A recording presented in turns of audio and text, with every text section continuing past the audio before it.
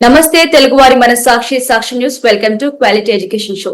Middle east countries లో education కి సంబంధించి స్టూడెంట్స్ కి ఎట్లాంటి ఆపర్చునిటీస్ ఉన్నాయి, దీనికి సంబంధించి డిస్కస్ చేయడానికి మనతో పాటు ఉన్నారు IT professional and data scientist Venkat Ikurthi garu. Hello sir. నమస్తే అండి.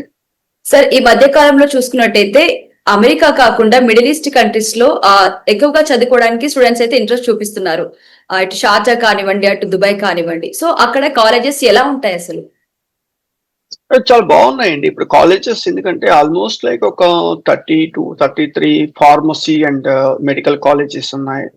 లైక్ చాలా బీటెక్ కాలేజెస్ ఆల్మోస్ట్ ఇండియాలో ఉన్నటువంటి బిట్స్ బ్రాంచ్ లైక్ అమృత వీళ్ళందరూ కూడా దుబాయ్ లో ఆల్రెడీ వాళ్ళు ఎస్టాబ్లిష్ అయిపోయారు. They are providing a very good quality education. అంటే వాళ్ళు మంచి ఎడ్యుకేషన్ వాళ్ళు ప్రొవైడ్ చేస్తున్నారు ఫస్ట్ ఆఫ్ ఆల్. సో ఇప్పుడు ఈ సిచ్యువేషన్ లో ఏంటంటే like Dubai is also one of the, ఎందుకంటే టోటల్ అమెరికన్ కల్చర్ అక్కడ ఉంది. Like American culture, UK culture వచ్చేసింది అక్కడ. స్టార్ట్ చేయడమే స్టార్ట్ అయిపోయింది.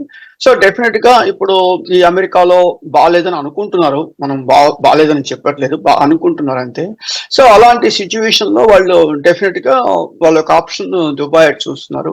చాలా కాలేజెస్ అంటే Indian education, Indian standards, all these things already incorporate అయిపోయి ఉన్నాయి అక్కడ. యాక్చువల్ గా definitely that is a very good place for study, those who wants to study abroad అనుకున్నప్పుడు డెఫినెట్ గా అది ఒక మంచి ఆప్షన్ అనమాట యాక్చువల్ గా. ఎస్. అయితే మనం డిస్టెన్స్ కనుక చూసుకున్నట్టే కూడా ఇండియా నుంచి ఆల్మోస్ట్ 4 to 5 hours కదా. సో చాలా మంది ఇంట్రెస్ట్ చూపుతున్నారు. సో అంటే ఆపర్చునిటీస్ అనేవి ఎట్లా ఉంటాయి సరే?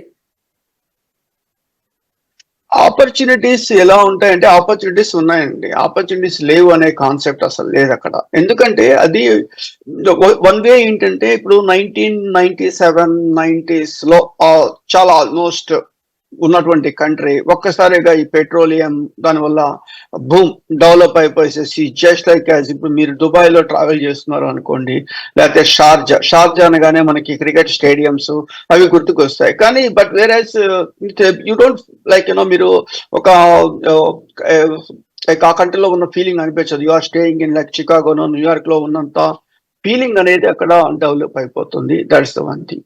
ఎప్పుడైతే ఒకటి ఆలోచించండి, వాళ్ళు డెవలప్ అవ్వటానికి పెట్రోలియం రిసోర్సెస్ ని యూజ్ చేసుకున్నారు, అది తప్పులేదు. పెట్రోలియం రిసోర్సెస్ యూజ్ చేసుకొని వాళ్ళు గ్రో అయ్యారు. ఇప్పుడు వాళ్ళు ఏం చేస్తున్నారు, ఆ గ్రోత్ ని కంటిన్యూ చేయాలి అంటే ఇవాళ రోజు రోజుకి ఏమవుతుంది, ఎలక్ట్రిక్ వెహికల్స్ ఎక్కువైపోతున్నాయి. ఈ పెట్రోల్ వల్ల పొల్యూషన్ వస్తుంది. సో కాబట్టి అది తగ్గిపోయి డిమాండ్ పడిపోయింది అనుకుందాం ఫర్ ఎగ్జాంపుల్. అప్పుడు ఆ కంట్రీస్ పరిస్థితి ఏంటి? అందుకని వాళ్ళు ఇప్పుడు ఏం చేస్తున్నారంటే they are more focused on 2 areas. ఒకటి ఎడ్యుకేషన్, రెండవది రియల్ ఎస్టేట్.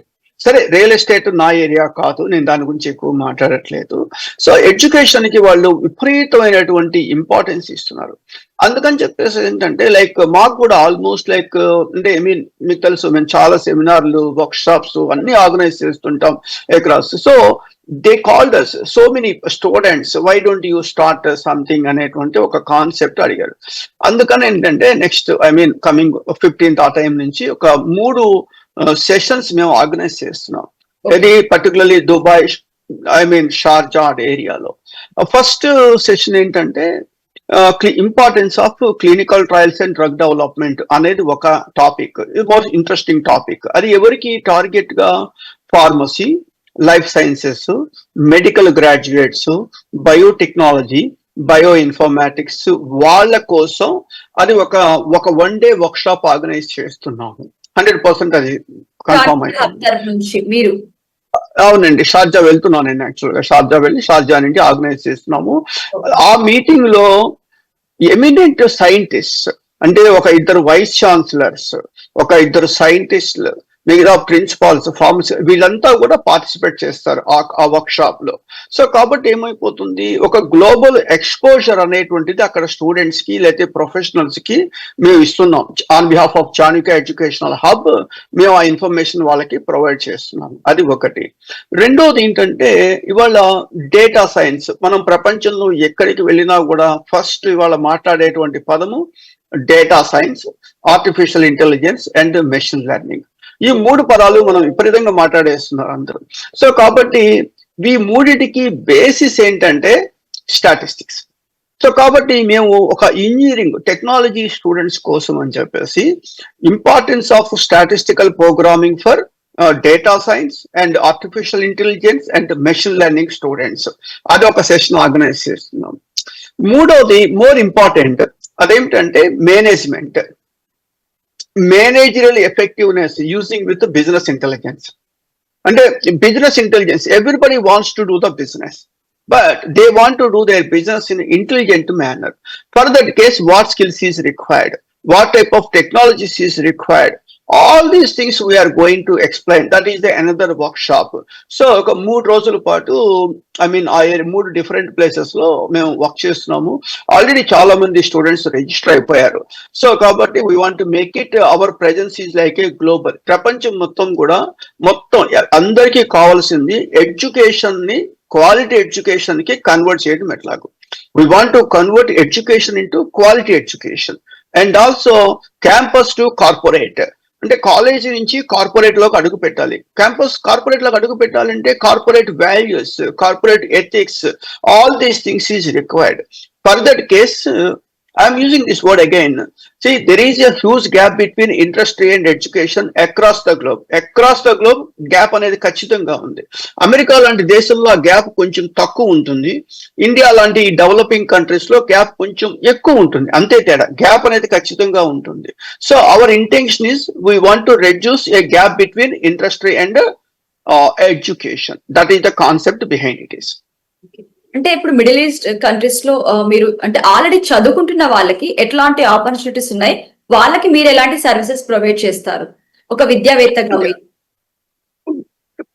చెప్పాను కదండి, వాళ్ళకి ఏమిటంటే ఒక గ్రాడ్యుయేట్ స్టూడెంట్ ఉన్నాడు. ఆ గ్రాడ్యుయేట్ స్టూడెంట్ కి కొన్ని అడిషనల్ స్కిల్స్ కావాల్సి వస్తాయి. ఆ అడిషనల్ స్కిల్స్ ని ఎందుకంటే వాళ్ళు ఇప్పుడు ఒక కాలేజీ ఉంది ప్రపంచంలో ఎక్కడైనా కూడా, కాలేజీ అనగానే ఒక యూనివర్సిటీ, వాళ్ళకి ఒక 100 రూల్స్ ఉంటాయి. ఆ రూల్స్ దానిలో వాళ్ళు కొంచెము ఇబ్బందికరం, బయటికి రాలేరు. కానీ అప్పుడు మేమేం చేస్తాము, ఓకే ఇప్పుడు ఒక బీటెక్ పిల్లవాడు, ఒక డేటా సైన్స్ పిల్లవాడికి ఒక స్టాటిస్టికల్ ప్రోగ్రామింగ్, లేకపోతే ఒక ఆర్ ప్రోగ్రామింగ్, లేకపోతే ఒక control chat, something like that. అంటే ఏంటంటే కొంచెము యాడ్ చేస్తున్నాం, లైక్ స్కిల్స్ యాడ్ చేయటం వల్ల ఏమైపోతుంది, ఇప్పుడు ఇవాళ అందరూ కూడా ఎలా ఆలోచిస్తారంటేనండి, కస్టమర్ పర్స్పెక్టివ్ లో ఆలోచిస్తారు. Most important. ఇప్పుడు నేను మిమ్మల్ని ఒక క్వశ్చన్ అడుగుతానండి, వెరీ సింపుల్ క్వశ్చన్ అది. ఆ క్వశ్చన్ ఏంటంటే, మనకి మార్కెట్ లో 2 వ్యక్తులు ఉంటారు, ఒకళ్ళు కస్టమరు, రెండో వాళ్ళు మ్యానుఫ్యాక్చరర్. క్వాలిటీ ఎవరికి కావాలి అంటే 90% అందరూ కస్టమర్ కావాలి అని చెప్తారు. కస్టమర్కి అసలు క్వాలిటీ అక్కర్లేదండి. అంటే 2 ఒకటే ప్రైస్ అయినప్పుడు క్వాలిటీ చూస్తారేమో, కానీ కస్టమర్కి సో మెనీ ప్రిఫరెన్సెస్ ఉన్నాయి, సో మెనీ ప్రిఫరెన్సెస్. మా ఫాదర్ నోకియా వాడుతున్నారు కాబట్టి నేను నోకియానే వాడతానని, లేకపోతే ఇంకోటి సంథింగ్ ప్రిఫరెన్సెస్ ఉంటాయి. మ్యానుఫ్యాక్చరర్కి ఏ ప్రిఫరెన్స్ లేవండి. మ్యానుఫ్యాక్చరర్ క్వాలిటీ మెయింటైన్ చేస్తేనే మార్కెట్ లో ఉంటారు, లేకపోతే మార్కెట్ లో నుంచి వెళ్ళిపోతారు. మన కళ్ళ ముందు కనపడుతున్నాయి BPL television, Dyanora television, HMT watch, Ambassador car, ఇవన్నీ మార్కెట్ లో లేవండి ఈరోజు. ఇవన్నీ మ్యూజియంలో ఉన్నాయి. ఎందుకున్నాయి? వాళ్ళు క్వాలిటీని, అంటే quality excellent quality products, but whereas they are not upgrading their selves. ఇక్కడ స్టూడెంట్స్ కూడా ఏం చేయాలి, వాళ్ళ యొక్క స్కిల్స్ ని వాళ్ళు అప్గ్రేడ్ చేసుకుంటూ ఉండాలి. కంటిన్యూస్ అప్గ్రేడ్ చేసుకోవాలి. కంటిన్యూస్ అప్గ్రేడ్ చేసుకోలేకపోతే వాళ్ళు కూడా మ్యూజియంలోకి వెళ్ళిపోతారు. వాళ్ళ యూనివర్సిటీస్ అంతే, స్టూడెంట్స్ అంటే, మీరు అంటే, నేను అంతే. ఎవరైనా సరే కంటిన్యూస్ స్కిల్స్ ని అప్గ్రేడ్ చేసుకోలేకపోతే మనం అవుట్ ఆఫ్ ద రేస్. ఈ భావన ఏంటంటే, మేము ఇప్పుడు ఇండియాలో బాగానే ప్రమోట్ చేసాం. సో మెనీ యూనివర్సిటీస్ కి డైరెక్ట్ గా పనిచేస్తున్నాం మేము. అఫ్ కోర్స్ యుఎస్ లో పనిచేస్తున్నాం. ఇప్పుడు our presence we need to increase it to certain areas, particularly for Middle East and of course next South Africa. That area మేము ఇంక్రీజ్ చేయడానికి ప్రయత్నం చేస్తున్నాం. ఎందుకు ప్రయత్నం చేస్తున్నాం అంటే, every person in the universe need quality education. Quality education ఖచ్చితంగా కావాలి వాళ్ళకి. అందుకని మేము దాని మీదే పనిచేస్తున్నాం, క్వాలిటీ ఎడ్యుకేషన్ మీదే పనిచేస్తున్నాం అన్నమాట.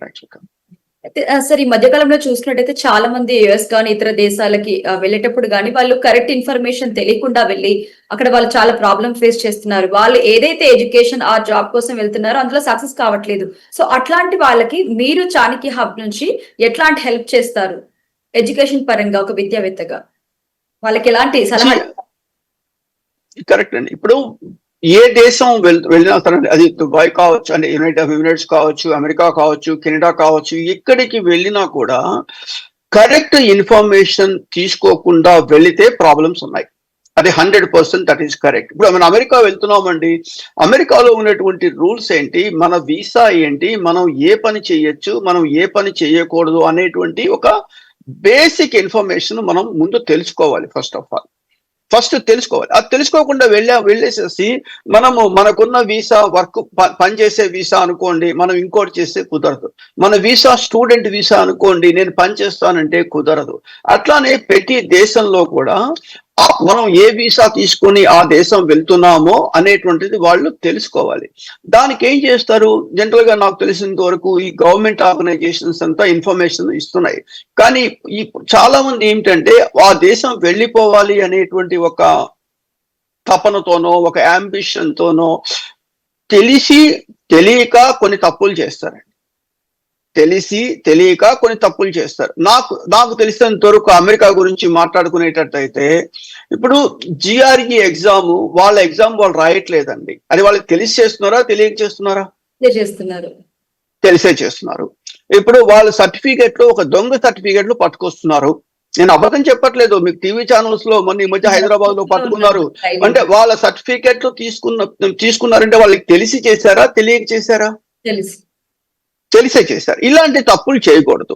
అదే మీరు యూరోప్ లో డ్రైవ్ చేశారనుకోండి, అమెరికాలో ఫ్రీ రైట్ ఉంటుంది, అంటే రైట్ సైడ్ మనం ఫ్రీగా వెళ్ళొచ్చు. నేను అలా అనుకుంటాను. అదే యూరోప్ వెళ్ళామనుకోండి, వెళ్ళకూడదు. అప్పుడేంటి, అది నాది పొరపాటు అవ్వచ్చు. ఓకే, నాకు అమెరికాలో అలవాటైంది కాబట్టి నేను వెళ్ళానేమో అనుకోవచ్చు. ఛాన్సెస్, అప్పటికే ఆ రూల్ పాటించాల్సిందే. వాళ్ళు ఫైన్ వేస్తే మనం కట్టాల్సిందే. సో కాబట్టి ఇక్కడ ఏంటంటే, ఏ దేశానికి వెళ్ళేటప్పుడు ఆ దేశానికి సంబంధించినటువంటి బేసిక్ ఇన్ఫర్మేషన్ మనం ముందు గ్యాదర్ చేయాలి. అలాంటి ఇన్ఫర్మేషన్ మా చాణక్య ఎడ్యుకేషన్ హబ్ లో ఉంటుంది.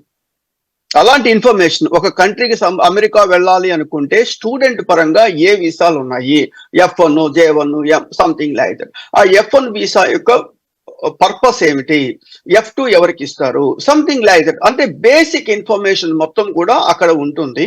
కొన్ని అమెరికన్ గవర్నమెంట్ లింక్స్ ఉంటాయి, అంటే department of homeland security links ఉంటాయి. ఆ లింక్స్ క్లిక్ చేస్తే ఆ గవర్నమెంట్ ఇచ్చే ఇన్ఫర్మేషన్ మనకు తెలుస్తుంది. మళ్ళీ ఇంకోసారి చెప్తాను, నేను లాయర్ని కాదు. I'm going to provide you the information. Legal issues వస్తే లాయర్ కాంటాక్ట్ చేసుకోవాలి. ఇక్కడ ఏంటి, ఒక స్టూడెంట్ నా యొక్క రూల్స్ ఇవి, నా యొక్క రెస్పాన్సిబిలిటీస్ ఇవి అని పెట్టుకోవచ్చు. అక్కడే మేము ఇంకొక లింక్ ఇచ్చాం. ఇక ఈ లాట్ ఆఫ్ ఏమవుతుంది, అమెరికా లాంటి దేశంలో ఈ మనకి కన్సల్టెన్సీస్ కి ఎక్కువ ఎవరు డబ్బులు ఇస్తారు నాకు తెలుసు. $400 దగ్గర నుంచి $40,000 దాకా ఒక స్టూడెంట్ వెళ్తే డబ్బులు వస్తాయి. కాబట్టి వాళ్ళు ఏం చేస్తారు, ఎవరు ఎక్కువ డబ్బులు ఇస్తే ఆ యూనివర్సిటీకి పంపిస్తారు. మీకు తెలుసో లేదో, ఆ యూనివర్సిటీస్ లో ఏమీ ఉండవు. మీకు గుంటూరులో ఆర్వీఆర్ కాలేజీనో, హైదరాబాద్ లో సిబిఐటీనో, ఈ కాలేజీలు 1000 రెట్లు బెటర్ గా ఉంటాయి. 1000 రెట్లు, 1000 times. సో అలాంటి ఏంటి, ఎక్కువ డబ్బులు ఇస్తే అక్కడికి పంపిస్తున్నారు. దానివల్ల ఎవరు బెనిఫిట్ పొందుతున్నారు, కన్సల్టెంట్ బెనిఫిట్ పొందుతున్నాడు, నష్టపోయేది స్టూడెంట్. అందుకని మేము ఏం చేసామంటే ఒక లింక్ ఇచ్చేసాం. ఆ లింక్ ఏం చేస్తుందంటే, వీళ్ళు వెళ్ళే కాలేజీ యొక్క పేరు టైప్ చేస్తే చాలు, ఆ కాలేజీ స్టేటస్ ఏంటి, దానికి సెబీ అప్రూవ్డ్ ఉందా లేదా, మొత్తం అన్ని ఉన్నాయన్నమాట. అన్ని ఉంటే నాకు థ్రెటనింగ్ కాల్స్ వచ్చాయి నేను ఇండియాలో ఉన్నప్పుడు, మీరు ఆ లింక్ తీసేయండి అని. నేను చెప్పాను, లింక్ తీయడం అనేది మాత్రం జరగదు అని చెప్పాను. ఎందుకంటే I am providing the right information because వాళ్ళకి కావాలి కంపల్సరీగా. సో కాబట్టి ఏంటంటే, చాణక్య ఎడ్యుకేషన్ హబ్ లో ఇంకా ఈ ఇన్ఫర్మేషన్ తో పాటు ఇన్ అడిషనల్ గా చాలా బుక్స్ ఉంటాయండి. అంటే ఇప్పుడు ఒక శాస్ నేర్చుకోవాలి అనుకోండి, ఒక్కొక్క బుక్ చాలా ఎక్స్పెన్సివ్ ఉంటాయి. ఆ బుక్స్ అన్ని ఉన్నాయి. అంటే మీరు అనొచ్చు, బుక్స్ ఎలా పెడతారు అని. ఈ బుక్స్ అన్ని ఆన్లైన్ లో ఎక్కడో దొరుకుతాయి. దొరకవని నేను చెప్పట్లేదు, దొరుకుతాయి. మేము ఏం చేసామంటే వాటన్నిటిని పట్టుకొచ్చి ఒక చోట పెట్టి కింద రాసాం. ఏం రాసాము, we're not going to sell any of these books for student purpose we want to make it one place, ఒక ప్లేస్ లో ఉంచాం అంతే. కాబట్టి ఏంటి, ఏ టెక్నాలజీ చదువుకోవాలన్నా కీప్ ఆన్ అప్డేట్ చేస్తున్నాం మేము, అక్కడ పెట్టేస్తాం అనమాట, పెట్టి చదువుకోవచ్చు. సో అదేవిధంగా నెక్స్ట్ లెర్నింగ్ మేనేజ్మెంట్ సిస్టమ్స్ ఒక సిస్టమ్ ఉంటుంది, దానికి కొంచెం డబ్బులు ఛార్జ్ చేస్తాం, అక్కడ మేము ఫ్రీగా ఏం చేయట్లేదు. లెర్నింగ్ వచ్చేసరికి ఈ ఇన్ఫర్మేషన్ ఉంటుంది. ఇవన్నీ కూడా ఏంటంటే ఒక అథెంటిక్ కరెక్ట్ ఇన్ఫర్మేషన్.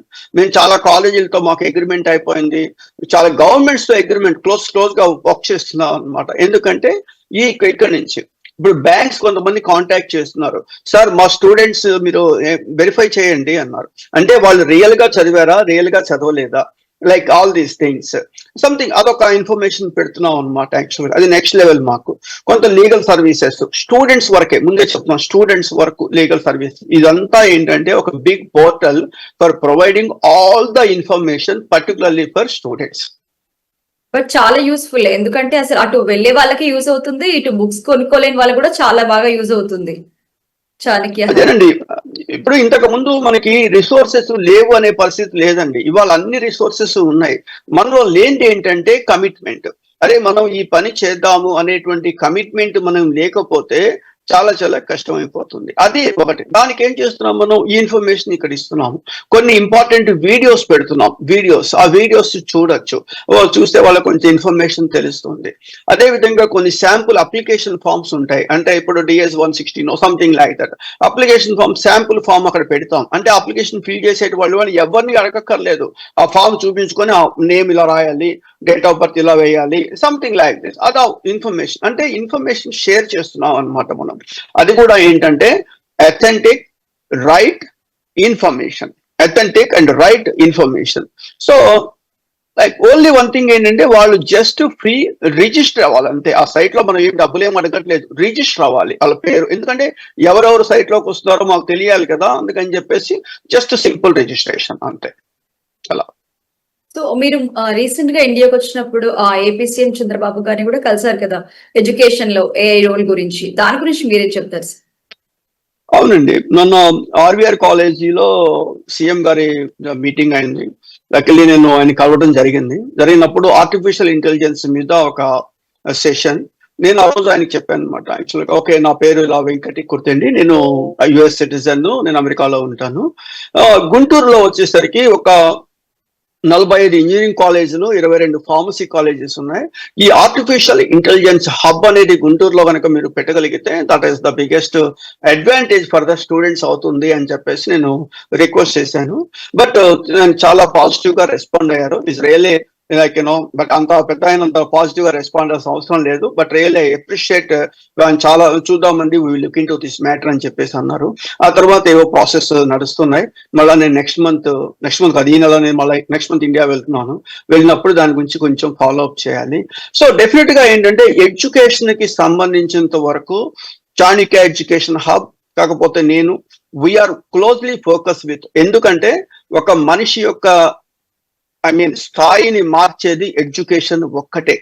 దయచేసి అలాంటి ఎడ్యుకేషన్ ని ఎవరు నెగ్లెక్ట్ చేయొద్దు. చూస్తున్నాం కదా, చాలా మంది ఎడ్యుకేషన్ ని నెగ్లెక్ట్ చేస్తున్నారు. దయచేసి ఎడ్యుకేషన్ ని నెగ్లెక్ట్ చేయొద్దు. మనం ఒక మిడిల్ క్లాస్ నుంచి అప్పర్కి వెళ్ళాలి అంటే ఎన్ని డబ్బులు ఇచ్చినా కూడా అవ్వదు. Only education. ఆ ఎడ్యుకేషన్ ని చదవండి, కష్టపడి చదవండి, స్మార్ట్ వర్క్ చేయండి, అప్లికేషన్స్ డెవలప్ చేయండి, వాటిని మార్కెట్ చేసుకోండి. మిమ్మల్ని మీరు మార్కెట్ చేసుకోవాలి కంపల్సరీగా, లేకపోతే అవ్వదు. ఫస్ట్ ఆఫ్ ఆల్ ఇవన్నీ తెలియటానికి ఒక రైట్ ప్లాట్ఫామ్ కావాలి, రైట్ ఇన్ఫర్మేషన్ కావాలి, ఇన్ఫర్మేషన్ సోర్స్. ఆ సోర్స్ కి మేము ప్రొవైడ్ చేయడానికే మేము పనిచేస్తున్నాం. అంటే ఇప్పుడు మిడిల్ ఈస్ట్ కంట్రీస్ లో చదువుకోబోయే స్టూడెంట్స్ కి, ఒకవేళ అంటే US కి మిడిల్ ఈస్ట్ కంట్రీస్ ఎడ్యుకేషన్ కి డిఫరెన్స్ ఏంటి అంటే ఏం చెప్తారు మీరు? అక్కడ కాలేజెస్ కి కానీ, ఆపర్చునిటీస్ కి కానీ US తో కంపేర్ చేస్తే? US తో కంపేర్ చేస్తే మీరు ప్రపంచంలో ఏ దేశంలో అయినా తక్కువేనండి ఆపర్చునిటీస్. ఎందుకంటే అమెరికా అనేది ఒక land of opportunities. First of all ఇప్పుడు టెక్నాలజీ పరంగా కానీ ఏ విధంగా చూసుకున్నా కూడా మిగతా, ఇప్పుడు ఒక పర్ క్యాపిటా ఇన్కమ్ చూడండి, అంటే మనం మీకు కోపం వస్తుందేమో కానీ ఈ రోజు ఇండియా అనగానే మన వాళ్ళు ఏం చెప్తారు, 4th లార్జెస్ట్ GDP అని చెప్తారు, 4వ ప్లేస్ లో ఉంది ప్రపంచం మొత్తం మీద అని చెప్తారు. Correct, agree. ప్రపంచం మొత్తం మీద ఇండియా యొక్క పెర్ క్యాపిటా ఇన్కమ్ ఎంత? మాక్సిమం $2,000 $3,000 ఉంటుంది. అమెరికా పెర్ క్యాపిటా ఇన్కమ్ ఎంత? దాదాపు యావరేజ్ $45,000 ఉంటుంది. ఎప్పటికీ ఆ లెవెల్కి వెళ్తుంది? ఎప్పటికి ఇలా స్టేజ్కి వెళ్తుంది? అంటే ఏంటంటే ఎక్కువ మంది పాపులేషన్ 1.5 బిలియన్ పీపుల్ ఉన్నారు కాబట్టి 1.5 బిలియన్ పీపుల్ ఒక పేస్ట్ కొన్నా కూడా that's a big money first of all. అదవుతుంది. కానీ వాళ్ళ యొక్క పర్చేసింగ్ పవర్ ఎలా ఉంది? ఎంతమంది ప్రావర్టీ లైన్ లో ఉన్నారు? ఎంతమంది బిలో ప్రావర్టీ లైన్ లో ఉన్నారు? ఎంతమంది గవర్నమెంట్ ఏమంటారు గవర్నమెంట్ సంక్షేమ వెల్ఫేర్ స్కీమ్స్ మీద డిపెండ్ అయి ఉన్నారు? ఇవన్నీ మీరు చూసుకున్నారనుకోండి, ఈ క్యాలిక్యులేషన్ చూసారనుకోండి, మనం అంటే ఇండియా ఏ స్టేజ్ లో ఉంది మీకే అర్థమవుతుంది. సో కాబట్టి ఏంటంటే నెంబర్స్ అనేటువంటివి చాలా ప్లే చేస్తాయి. నెంబర్స్ ఒక దేశం డెవలప్ అయ్యింది అంటానికి మెయిన్ ఒకటే రీజన్ ఏంటంటే per capita income. Per capita income is the more important. ఆ పెర్ క్యాపిటా ఇన్కమ్ ని పెంచాలంటే ఏం చేయాలి? ప్రొడక్టివిటీ పెరగాలి. మనము వస్తువులు తయారు చేసి ఆ వస్తువుల్ని వేరే దేశాలకు అమ్మాలి. ఇప్పటి వరకు మనం చూసినట్లయితే ఐటీలో ఉన్నటువంటి సర్వీసెస్ ని మాత్రమే ఇండియా అద్భుతంగా బయటికి పంపిస్తోంది. ఎన్ని ప్రోడక్ట్స్ బయటకు వస్తున్నాయి చెప్పండి? ఇవాళ మీరు అనుకోవచ్చు యాపిల్ ప్రోడక్ట్ కూడా ఇండియాలో తయారు చేస్తున్నారు అంటారు. కానీ యాపిల్ కంపెనీ ఎవరిది? అమెరికాది. అక్కడ వచ్చేటువంటి ప్రోడక్ట్ లో 80% of the profit goes to this American కంపెనీకి వెళ్ళిపోతుంది. I like this. Even Tesla వచ్చింది అంటున్నారు. టెస్లా కూడా అలాంటి ప్రోడక్ట్స్ ని డెవలప్ చేసి ప్రపంచం మొత్తానికి ఇవ్వాలి. ఇచ్చినప్పుడు ఏమవుతుంది? ఆటోమేటిక్ గా డాలర్స్ ఇండియాలోకి వస్తాయి. అమెరికన్స్ కొంటారు ఆ ప్రోడక్ట్స్ ని. ఆ పరిస్థితి పట్టురావడానికి ఇప్పుడు మోడీ గారి గవర్నమెంట్ ఏంటి? Make in India product, make in India అనే ఒక కాన్సెప్ట్ మీద పట్టుకొస్తున్నారు. ఎన్ని ప్రోడక్ట్స్ వచ్చాయో నాకైతే తెలియదు. సో ఇది డెవలప్ చేయాలి. ఎందుకంటే per capita income is totally different, GDP is totally different concept. Yes, you're right. ఇంత ముందు 7th place లో ఉన్నాము, ఇవాళ 4th place లోకి వచ్చారు. ఇంకో 5-6 years లో 2nd place కి వెళ్తాము. ఆ తర్వాత 1st, 2nd, 3 లో ఉంటాం. ఇదర్ మేబీ చైనా కానీ, అమెరికా కానీ, ఇండియా కానీ ఫస్ట్ 3 places లో నెక్స్ట్ 30 years ఉంటుంది ఫర్ షూర్ గా. So that is the different case. So కాబట్టి వాళ్ళ గవర్నమెంట్స్ కానీ వీళ్ళు కానీ వీటన్నిటికీ రీజన్ ఏంటంటే జనాల యొక్క ఆలోచన. Manufacturer wants to improve the quality. ఇందా మీకు చెప్పాను, ఒక ప్రోడక్ట్ క్వాలిటీ ఇంప్రూవ్ చేయాలి. ఇంప్రూవ్ చేస్తేనే మార్కెట్ లో ఉంటాడు, లేకపోతే మార్కెట్ లో నుంచి వెళ్ళిపోతాడు. సో క్వాలిటీ ఇంప్రూవ్ చేయాలి అంటే అర్థం ఏంటి? క్వాలిటీ పీపుల్ కావాలి. వాళ్ళ యొక్క ఆలోచన ఏంటి? They want to increase the quality without effecting cost considerations. డబ్బులు పెరగకుండా క్వాలిటీని పెంచాలి. దానికి ఏం కావాలి? నాలెడ్జ్ కావాలి, దానికి కంట్రోల్ చార్ట్ కావాలి, డేటా సైన్స్ కావాలి, లైక్ దిస్. సో కాబట్టి ఇవన్నీ పట్టురావాలనుకోండి, ఒక టెక్నాలజీ పర్సన్, ఒక intelligent person is monitoring all these things. అంటే ఒక పర్టికులర్ ఏరియాని మెంటర్ చేయాలి. అప్పుడు ఏమవుతుందంటే వర్కౌట్ అవుతుంది డెఫినెట్ గా. సో ఇవన్నీ చేయాలి అంటే మనం కాన్సన్ట్రేట్ చేయాల్సిన ఏరియా ఒక్కటే ఏరియా, ఆ ఏరియా ఎడ్యుకేషన్. దాన్ని మనం క్వాలిటీ ఎడ్యుకేషన్ కి కన్వర్ట్ చేద్దాం. I really appreciate Sakshi. We are making this program for last 1 year. Our single point agenda, quality education. Yes. Thank you. Thanks very much. Yes, actual madam ఈ మధ్య కాలంలో చూసుకుంటే US లో గురించి అంటే Trump first preference American కి ఇవ్వాలి అన్నారు. ఇండియన్ స్టూడెంట్స్ కి అంటే జాబ్ చేసే వాళ్ళకి ఆపర్చునిటీస్ తర్వాత ఇవ్వచ్చు అనేసి. అంటే ఏదైనా కానీ రోజుకొక ఒక న్యూస్ అయితే వస్తుంది. ఇక్కడ ఉండే పేరెంట్స్ మాత్రం భయపడుతున్నారు, ఎప్పుడు ట్రంప్ ఏం చెప్తాడో, మా పిల్లల ఫ్యూచర్ ఏంటో అనేసి భయపడుతున్నారు. సో అసలు ఈ పేరెంట్స్ గురించి ఏం చెప్తారు? వాళ్ళ థాట్స్ గురించి, వాళ్ళు అసలు ఏం ప్రిపేర్ అవ్వాలంటారు? ముందుగా నాకు తెలుసండి, ఒక పిల్లవాడు ఐఐటి తిరుపతిలో 5 సంవత్సరాలు ఇంటిగ్రేటెడ్ కోర్స్ చేసి యూటీ ఆస్టిన్ ప్రపంచంలో దాని ర్యాంక్ 24వ ర్యాంక్,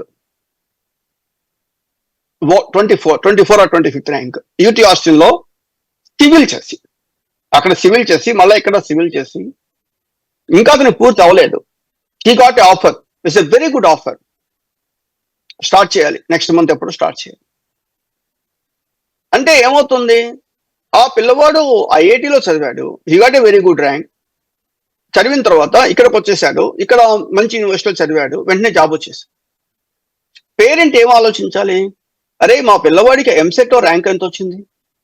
1,00,000 ర్యాంక్ వచ్చింది.